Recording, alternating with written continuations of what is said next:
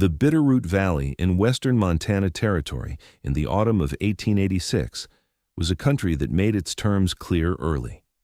The mountains came down steep on both sides of the river, timbered in lodgepole pine and Douglas fir, and by September the mornings carried a cold that had nothing tentative about it, a clean, dry, sharp-edged cold that pressed against the skin and announced without ambiguity that what was coming would be worse. The river ran lower each week. The aspens on the upper slopes had already turned, their pale gold visible for miles against the dark conifer stands, and the elk had begun moving down from the high basins in numbers that told the settlers everything the almanacs could not. Winter in the Bitterroot did not creep, it descended, and the men and women who had staked claims along that valley floor in the years since the Nez Perce War had learned, through repetition and through loss, that the distance between a prepared homestead and an unprepared one was not a matter of comfort. It was a matter of survival. It was in this season, in the final weeks before the first hard freeze, that the neighbors along the South Fork began to notice what Silas Crenshaw was doing. Not what he was building, because he was not building anything. Not what he was hunting or hauling or splitting, because his woodpile was modest and his hunting had been no more or less productive than anyone else's. What they noticed was the bark. Silas Crenshaw was stripping birch bark. He had been at it since the middle of August, riding his mule 2 miles up the creek drainage to a stand of paper birch that grew along the north-facing slope above the beaver meadows, and he had been peeling sheets of bark from those trees with a draw knife, carefully in long, pale strips, and stacking them flat in his wagon bed and hauling them back to his cabin on the valley floor. He had been doing this for weeks. He had accumulated a quantity of birch bark that no reasonable person could explain, because birch bark had no reasonable use in the quantities he was gathering it. You used birch bark to start fires. You used it to patch a canoe or to wrap around a torch. You did not fill a wagon with it week after week and stack it inside your cabin in piles that reached the windowsills. Silas was 27 years old, unmarried, quiet in the particular way of men who have spent more of their lives working alongside animals than alongside people. He had come to the Bitterroot 2 years earlier from the logging country of northern Vermont, following the promise of cheap land and the less articulable pull of open country, and he had built a one-room cabin on 14 acres of creek-bottom land that was good enough for a garden and a few head of cattle and not much else. The cabin was small, 14 feet by 16 feet with a stone fireplace on the north wall and a single door facing south. And it was well built in the way that a man raised around timber construction builds well, with tight corners and a sound roof, and walls chinked properly with a lime and sand mixture that held through the seasons. By the standards of the valley, it was a decent cabin. By the standards of winter in the Bitterroot, it remained to be seen. What the neighbors could not know, watching Silas haul load after load of pale bark down the creek road in the amber light of late September, was that he was not entirely sure himself what he was doing, or rather, he was sure of the action, but not of the reason behind it. He knew what his father had done. He did not fully understand why his father had done it, and the distance between those two things, between following a practice and comprehending its principle, was the particular territory that Silas Crenshaw occupied that autumn, working steadily and without explanation, doing something he had seen done in a cabin 1,200 miles east and 20 years earlier, trusting a knowledge he had inherited but never been taught to explain. The first person to ask him directly was Orrin Pratt, and Orrin Pratt was not a man who asked questions out of idle curiosity. Pratt had been in the Bitterroot since 1878, which made him one of the earliest white settlers on the South Fork, and gave his opinions a weight that newer arrivals understood without being told. He was 43 years old, barrel-chested, practical to the point of bluntness, and he ran a 60-acre holding with a precision that the valley respected. His fences were straight. His woodpile was enormous. His root cellar was the deepest and best stocked on the South Fork, and he knew it, and this knowledge gave him a quiet authority on all matters of winter preparation that he exercised freely and without malice. He had survived 8 Montana winters. He had buried a neighbor after the third one, a man named Coulter, who had run out of firewood in February and had been found sitting upright in a chair with a blanket around his shoulders and frost on his eyebrows, dead for perhaps 3 days before anyone thought to check on him. That death had made Orrin Pratt into a man who took winter personally and who viewed inadequate preparation not as carelessness, but as a kind of moral failure. He rode to Silas Crenshaw's claim on a Saturday in the first week of October. He found Silas on the cabin floor, on his hands and knees, laying sheets of birch bark in overlapping rows across the packed earth. The door was propped open, and the interior was visible from the yard, and what Orrin Pratt saw when he dismounted and walked to the doorway was a young man covering a perfectly good dirt floor with tree bark, fitting each piece against the next, with a care that suggested this was not casual but deliberate, and doing so with an expression of focused concentration that made it difficult to interrupt. Orrin stood in the doorway for a moment, watching. Then he spoke. He said he had been seeing Silas haul bark for weeks and had assumed it was for kindling, and that he now saw it was not for kindling, and that he would appreciate knowing what it was for, because from where he was standing it looked like Silas was wallpapering a floor, and he could not think of a single good reason why a man would do that. Silas looked up from his work. He was holding a sheet of bark the size of a saddle blanket, pale on one side and papery rough on the other, and he held it for a moment as if considering how to answer. Then he said something that Orrin Pratt would remember for the rest of his life, though at the time it struck him as nearly meaningless. Silas said, "My father did it. The floor stays warm." Orrin looked at the bark on the floor, and then at Silas, and then back at the bark. He said that dirt floors do not stay warm, that they stay whatever temperature the ground beneath them is, and that in January, the ground beneath a cabin floor in the Bitterroot Valley is frozen solid to a depth of 2 feet, and no amount of tree bark laid on top of it is going to change that fact. He said this not unkindly, but with the firmness of a man who has tested the world against his expectations many times and found his expectations reliable. He told Silas that what he needed was more firewood, not more bark, and that if he spent the hours he was spending on this project cutting and splitting and stacking pine instead, he would have a chance at getting through March without running out. He said he was welcome to come cut timber on Pratt's land if his own lot was short. He meant all of this generously. He believed every word of it. Silas listened to this without argument. He nodded once, the way he nodded at most things, an acknowledgement that he had heard, not an agreement that he had been persuaded, and he went back to laying bark. Orrin watched for another moment, then mounted and rode back up the creek road.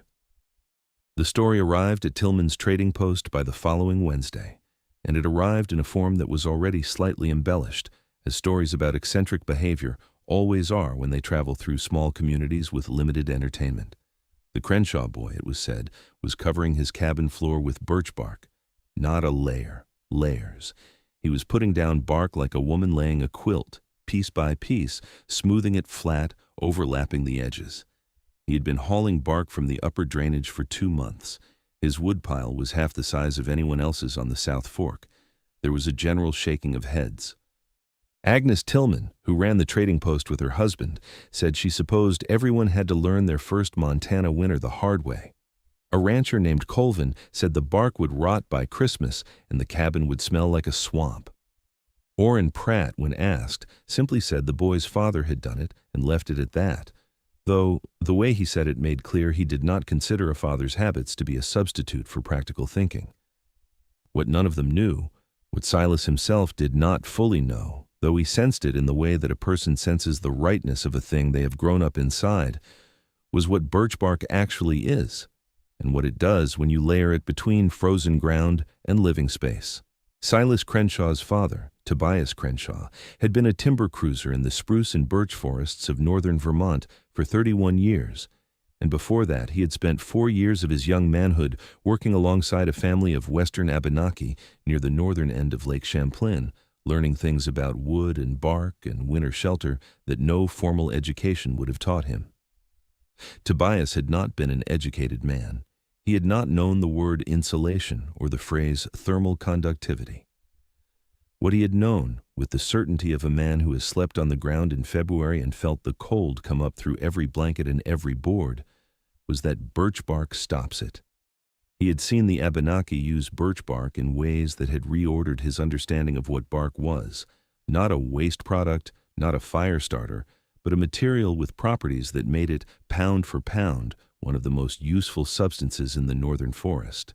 Tobias Crenshaw had built 3 cabins in his life, and he had lined the floor of every one of them with birch bark before any other preparation. He had done it the way he had seen it done, multiple layers, each overlapping the last by several inches, the natural curl of the bark pressed flat and waited until it settled, the entire floor covered before a single piece of furniture went in. His floors had been dry in mud season. His floors had been warm in January. His children had played on those floors barefoot in weather that froze the water bucket on the porch, and Tobias had never explained the science because he had never learned the science. He had simply said, "Birch bark keeps the cold from coming up." He had said it the way you say the sky is blue. It was a fact he had arrived at through observation, not through understanding, and he had passed it to his son the same way, as practice, not as theory. And so Silas Crenshaw, 27 years old and 1,200 miles from the cabin where he had grown up, was on his hands and knees in a Montana autumn laying birch bark on a dirt floor because his father had done it, and his father's floors had been warm. He did not know about the oils in birch bark, the betulin and suberin that saturate its layers and make it nearly impervious to water, resistant to rot, hostile to the fungi and insects that destroy other organic materials within a single season. He did not know that these oils are the reason birch bark can lie against damp ground for years without decomposing, the reason that archaeologists have found birch bark artifacts preserved in bogs for centuries. He did not know that the layered cellular structure of birch bark traps air in thousands of tiny pockets between its paper-thin laminations, and that trapped still air is one of the most effective insulators found in nature. The same principle that makes a wool blanket warm, that makes a double-paned window more effective than a single one, that makes a bird's layered feathers hold heat against a body that weighs less than a handful of coins. What Silas knew was what his hands knew. Layer the bark. Overlap the edges so no dirt shows through. Press it flat, weight it down. Put the first layer with the smooth side up, the second layer with the smooth side down, the third layer smooth side up again so the surfaces grip against each other and do not slide. 4 layers minimum. His father had said 4 and had meant it, and Silas had watched him lay 4 on 3 separate occasions and had absorbed the number the way children absorb the numbers that matter, not through explanation, but through repetition. What 4 layers of birch bark create, though Silas did not have the vocabulary to say it, is a barrier, a membrane between the frozen earth below and the living air above. The packed dirt floor of a frontier cabin is not merely cold, it is a conduit. It connects the interior of the cabin directly to the thermal mass of the frozen ground beneath it, and that ground, in a Montana January, is a reservoir of cold so vast and so constant that no fire burning above it can overcome it. The fire heats the air rises, the cold floor pulls it back down. The cycle is relentless, and it means that a cabin with a dirt floor and a good fireplace is warm at head height and cold at ankle height, warm near the fire and frigid at the walls, warm when the fire is burning and ice cold within an hour of it going out. The floor is the wound in the system. Every other surface of a well-built cabin, walls, roof, door, can be insulated against the cold. The floor sits directly on the frozen earth and conducts that cold upward continuously, patiently, without rest. 4 layers of overlapping birch bark, pressed flat and fitted tight, interrupt that conduction. The oils in the bark prevent moisture from wicking upward from the ground, moisture that in an unlined cabin rises through the dirt floor as vapor and chills the interior air as it evaporates. The trapped air between the layers provides insulation against the direct transfer of cold from earth to living space. The bark itself, being a poor conductor of heat, slows the movement of thermal energy in a way that packed earth cannot.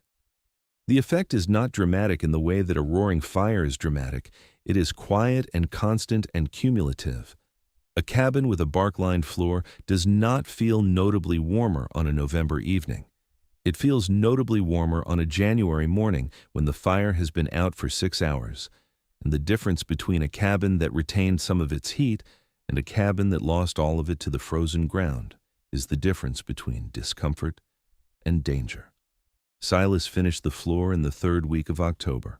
4 layers of bark covered every inch of the cabin's interior. running wall to wall, edges overlapping by 3 to 4 inches, pressed flat under the weight of his bed frame, his table, his storage trunk, his cast-iron stove. The bark had a smell, faintly sweet, faintly resinous, a clean smell that was nothing like the smell of rot, and it gave the cabin floor a surface that was smoother and drier than the packed earth beneath it. He put a woven rag rug near the bed, and another near the stove, and the floor was complete. He did not tell anyone he had finished. He did not invite Orrin Pratt to inspect it. He had done what his father had done, and he had done it in the way his father had done it, and now he would wait, the way his father had waited, for winter to confirm or deny what he believed. The first snow came on the 9th of November, a light fall that melted by midday and meant nothing. The second snow came on the 14th, heavier, and it stayed. By the end of November, the valley floor held 8 inches of settled snow, and the temperature had dropped below zero for the first time that season, and the settlers along the South Fork had entered the familiar winter rhythm of fire and wood and the constant management of heat against cold that defined every waking hour from November to March. At Orrin Pratt's cabin, which was larger and better stocked than most, the rhythm was efficient but unceasing. Pratt burned oak and pine in a stone fireplace that drew well and threw good heat, and he kept the fire burning from before dawn until after dark, and his wife, Elsa, banked it carefully each night with ash and green wood to hold coals through the small hours. And still the cabin was cold by morning, cold enough that the water in the wash basin grew a skin of ice on the hardest nights, cold enough that Elsa kept her shawl on from waking until the fire rebuilt, and the children dressed under their blankets rather than standing on the floor. This was normal. This was what winter was. Every cabin on the South Fork ran the same calculation: burn enough to stay ahead of the cold, and when you could not stay ahead of it, endure the gap. Orrin Pratt endured it well. He had the wood for it. At Silas Crenshaw's cabin, something was different, though Silas did not yet have a way to measure how different. His fire was smaller than Pratt's, his cabin was smaller, which helped, but his woodpile was smaller too, which should have hurt. He banked his fire at night the same way everyone did, and he expected the same cold morning that everyone got. But the cold morning did not come in the way he expected. The cabin was cool at dawn, certainly not warm, not comfortable by any generous standard, but the floor was not cold. He noticed this first with his feet, the way you notice anything about a floor, by standing on it. In December, on a morning when the thermometer on his porch post read 11 below zero, Silas stood on his bark-lined floor in his stockinged feet, and the floor was cool but not cold, not the bone-deep cold of frozen earth radiating upward through packed dirt, not the cold that makes you reach for boots before you reach for anything else.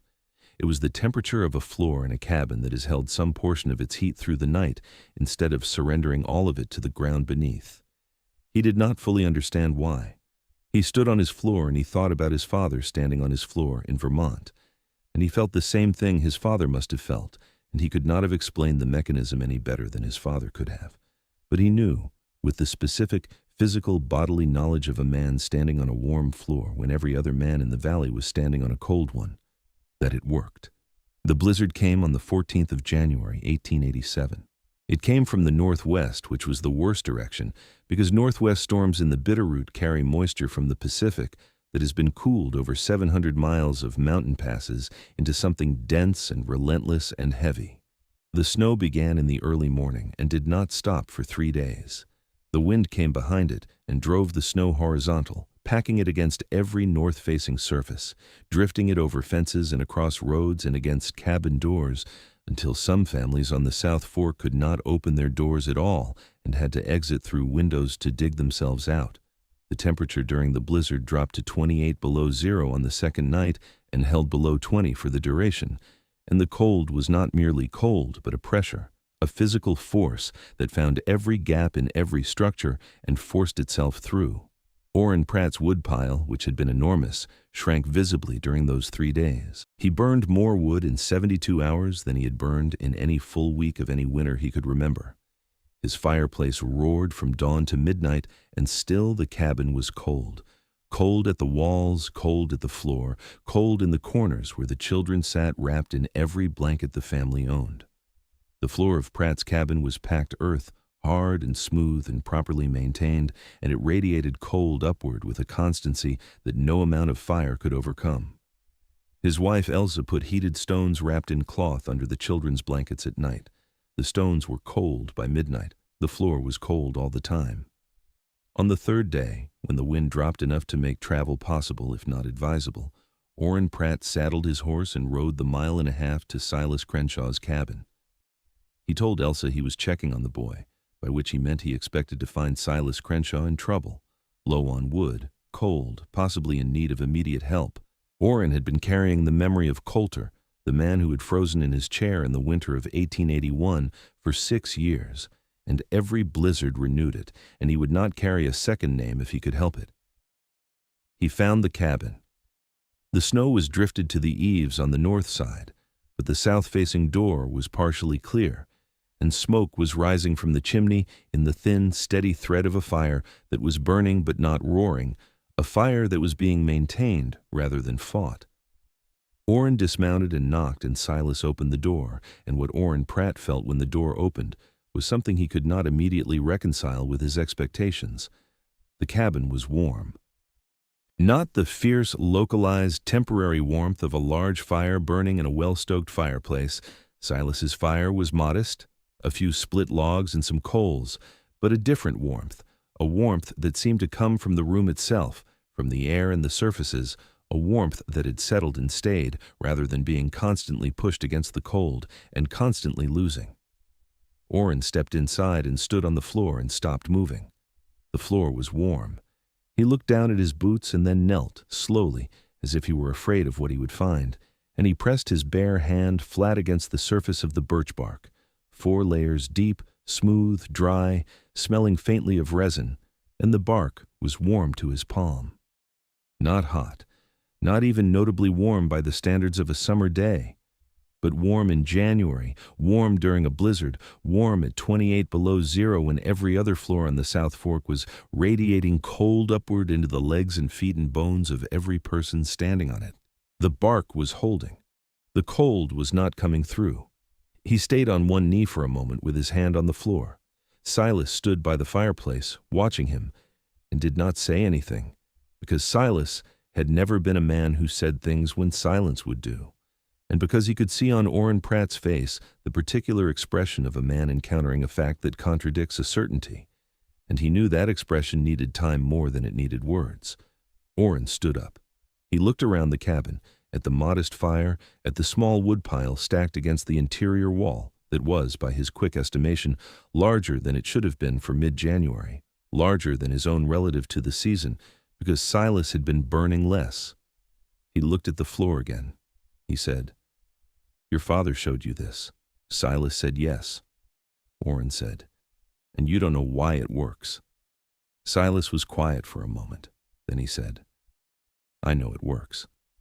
I don't know all the reasons. I know the bark stops the cold from the ground. My father said it was like putting a wool coat on the floor. He said the bark has oil in it, and the oil keeps the damp out, and the layers keep the cold out, and that was enough for him, and it has been enough for me." Orrin Pratt stood in that cabin for a long time. He examined the edges of the bark where it met the walls. He lifted the corner of the rag rug by the bed and looked at the bark beneath it.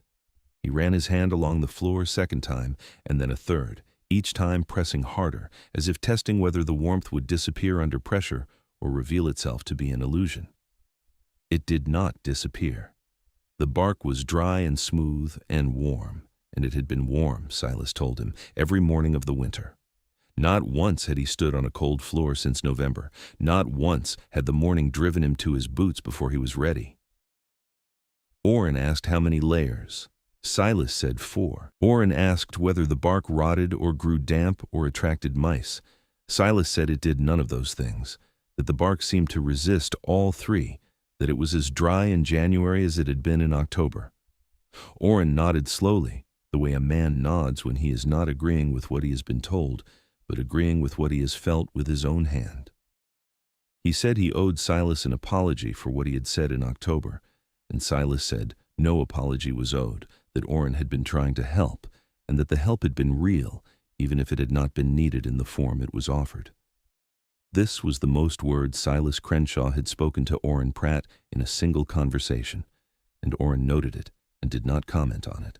He left the cabin and rode back through the snow to his own claim, and he said very little to Elsa that evening, and the next morning he asked her where the nearest stand of paper birch was, and she told him, and he said he was going to need the wagon in the spring.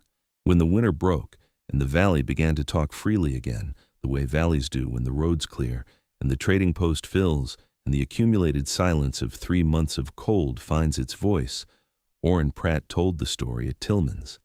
He told it plainly, without embellishment, in the same flat, practical voice he used for everything. He said the Crenshaw boy had lined his floor with birch bark. He said he had gone to check on him during the blizzard expecting to find him freezing and had found him warm, on a floor that was warm to the touch, burning half the wood that anyone else in the valley was burning. He said he had put his hand on the floor and the floor was warm. He said this twice, because the first time he said it, 2 men started to object, and he wanted them to understand that he was not speculating. He had felt it. The questions came fast. How thick? How many layers? What kind of birch? Did it smell? Did it rot? How did you lay it? Agnes Tillman asked whether it would work under a puncheon floor, the split log flooring that some of the better cabins had, and Orrin said he did not see why it would not, that the principle was the same. Something between the earth and the living space, something that stopped the cold from coming straight up through the ground and into the room. Several men said they would try it. A carpenter named Hull said he had seen bark used under roofing, but never under flooring, and that it made a kind of sense he wished he had thought of himself. 2 families lined their cabin floors with birch bark that spring. By the following autumn, 4 more had done it, riding up to the birch stands in the upper drainages and stripping bark in the same careful way Silas had done, laying it in overlapping courses across their dirt floors before the first freeze. The reports that came back through the winter of 1887 to 88 were consistent and specific. The floors held warmth better than bare earth, the morning cold was less severe, the wood lasted longer. One family, the Duncans, who had 3 small children and a cabin with a northeast exposure that made it the coldest dwelling on the South Fork, reported that their youngest child, who had been sick with chest complaints every winter since birth, did not get sick that year. This was not science. It was not proof. But it was the kind of specific, personal, physical evidence that moves through a community with more force than any theory, because it is felt rather than argued. Orrin Pratt laid his own bark floor in the autumn of 1887. He did it with the methodical care he brought to everything, and he used 5 layers instead of 4, because Orrin Pratt was not a man who did things halfway once he had decided to do them at all. He told Silas he had added the extra layer, and Silas said his father would have approved, and this was as close as either man came to acknowledging what had passed between them, and it was enough. Silas Crenshaw stayed on his claim in the Bitterroot for another 11 years, and in that time his bark floor became one of those small local facts that everyone in a valley knows and no one thinks to write down. New settlers were told about it the way they were told about the best ford across the river or the stand of huckleberries on the South Ridge, as practical knowledge passed along without ceremony, used without attribution. The bark floors entered the practice of that particular valley the way all useful knowledge enters practice, quietly, through the hands of people who did not need to understand the principle in order to apply it, who did not need a theory when they had a result. There is something in this that is worth sitting with. Not the bark itself, though the bark is remarkable, a material so perfectly suited to its purpose that it requires no modification, no treatment, no preparation beyond careful harvesting and patient laying. What is worth sitting with is the nature of the knowledge that Silas carried. He did not understand it. He had not been given a lecture on thermal conductivity or moisture barriers or the chemical composition of bethlin. He had been given a practice. His father had said, "Do this and the floor stays warm." And Silas had done it across 1,200 miles and into a landscape his father had never seen, because the knowledge was carried not in explanation, but in trust. He trusted what his father had shown him. He trusted it against the confident dismissal of a man who had survived 8 Montana winters. He trusted it against the quiet laughter of a valley that could not see a reason for what he was doing. And the trust turned out to be sufficient, because the floor was warm in January whether or not Silas Crenshaw could explain why. There is a version of this in your own life. There is knowledge you carry, inherited, absorbed, felt rather than learned, that you may not be able to fully explain, but that you know to be true. Perhaps someone gave it to you. Perhaps you arrived at it yourself, through years of observation, through the accumulation of small experiences that have never been assembled into an argument, but that together form a certainty. And perhaps the people around you, who are competent and experienced and mean well, have looked at what you are doing and have not understood it, and have told you, with genuine concern, that you are wasting your time. They are not wrong to question. Orrin Pratt was not wrong to question. A man covering his floor with birch bark in a valley where no one had ever done such a thing looked like a man who did not understand winter. From the road, from the outside, from the vantage point of 8 years of experience that did not include this particular piece of knowledge, Orrin Pratt's assessment was reasonable. The problem was not that he was foolish. The problem was that he was standing on the wrong floor. What practice are you following that you cannot fully explain? What knowledge sits in your hands, in your body, in the quiet certainty of a thing you have seen work, even if you have never been asked to defend it? The valley will question you. The valley questions everyone who does something it has not seen before. That questioning is not cruelty. It is the immune system of a community protecting itself against untested ideas, and it serves a purpose, and it is right to respect it even when it is wrong about you. But the floor does not care about the valley's opinion. The bark does not care whether Orrin Pratt believes in it. The cold comes up through the ground with the same patience every winter, and the only question that matters is whether something is between you and it, and whether that something holds. Silas Crenshaw's father told him to lay the bark. Silas laid the bark. The floor was warm. That is the whole of it, and it is enough. If this story opened something in you, if it settled alongside a knowledge you already carry, a practice you have been following without needing permission to follow it, then it has done what it was meant to do. Consider passing it along to someone who is laying their own bark in their own valley against their own weather. And if you have not yet found this channel, the subscribe button is waiting.